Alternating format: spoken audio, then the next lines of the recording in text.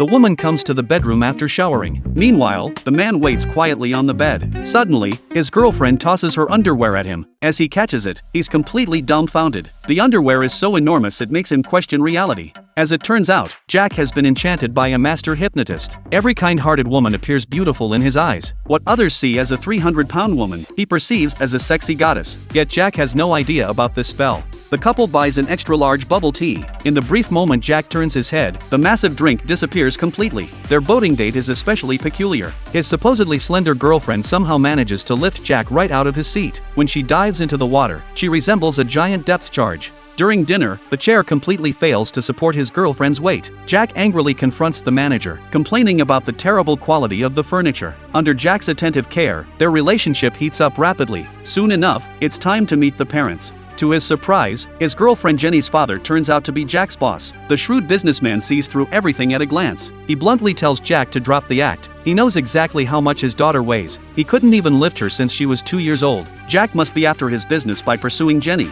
But after hearing this, Jack solemnly refutes. You know, when I first met Rosemary, she told me she knew she wasn't that good looking. I could not believe my ears.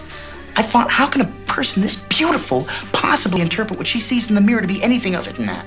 Jack's sincerity finally touches his future father-in-law. The very next day, he's promoted to company vice president. He excitedly announces his plans to marry Jenny next month. This news leaves everyone stunned. At this point, his friend Bobby can't bear to watch anymore. He tracks down the hypnotist and uses his cash power to obtain the method to break the spell. He immediately calls Jack. Bobby recites the spell over the phone. Jack instantly returns to normal. The beautiful receptionist suddenly transforms into a dude in drag. Turning around, he sees a 300-pound woman sitting in his girlfriend's place. Just then, Bobby suddenly appears. He tells Jack that the overweight woman is indeed Jenny. While Jack finds this absurd, a buck-toothed woman comes over to greet him. She seems quite familiar with Jack, but he firmly insists he's never met her. The buck-toothed woman laughingly mentions they once hit it off during a taxi ride. Jack finally has his eureka moment. It turns out he was once completely obsessed with appearances. During an elevator malfunction, he was trapped with the hypnotist master. He confessed this mindset to the master, who then performed deep hypnosis on him. From then on, he could only see women's inner beauty. Even a 300-pound woman, as long as she had a beautiful heart, would appear to him as a graceful young woman.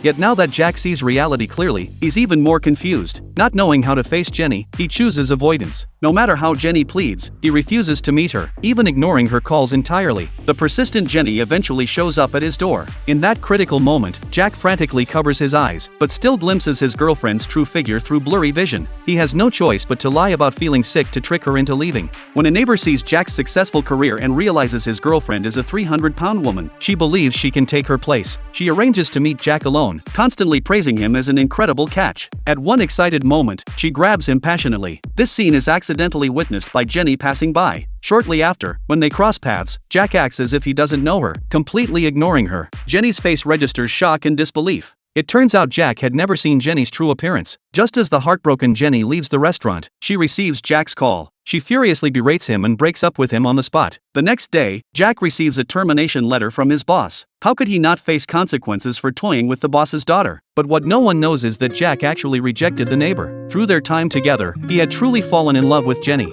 Yet Jenny remains completely unaware of this. From that day on, she vanishes like she's evaporated from the face of the earth, changing all her contact information and even quitting her job at the hospital. At this time, a little girl with facial burns greets Jack, but he doesn't recognize her. The girl says, "You and Jenny used to come take care of me." Only then does Jack remember this is a children's burn hospital. The patients here may not have beautiful exteriors, but in his eyes, they once appeared as beautiful as angels. He finally realizes how shallow he has been. So Jack summons his courage and goes to Jenny's home. After entering, he immediately hugs a large figure, only to realize he's embraced the wrong person. With the nanny's guidance, Jack finally finds Jenny.